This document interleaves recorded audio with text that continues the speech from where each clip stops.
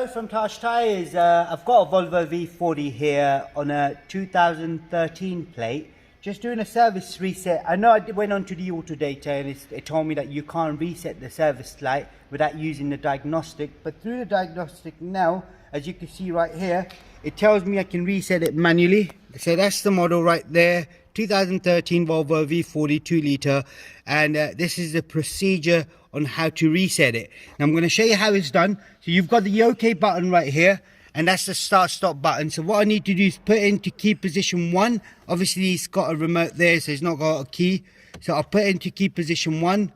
That's the key position 1. Now I hold this button right there, and then I hold the start button till the ignition comes on. The ignition comes on the right hand side there. As you can see, you'll get an exclamation mark, flash 3 times.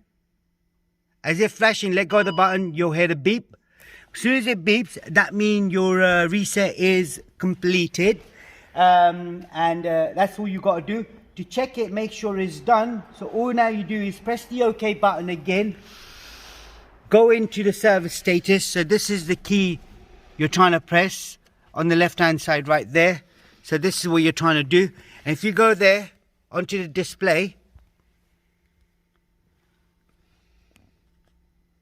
go into service. That's the oil level, that's the service. You press OK, and it just tells you now there is 18,000 miles and 12 months to the service. So I will upload both of the videos on showing how you can't do it on the board system, and how you can do it through the steering wheel as well. That's all you got to do on this particular model. If there is anything else you need to know, please do let us know. We'll try helping you as much as we can. Thank you. Goodbye.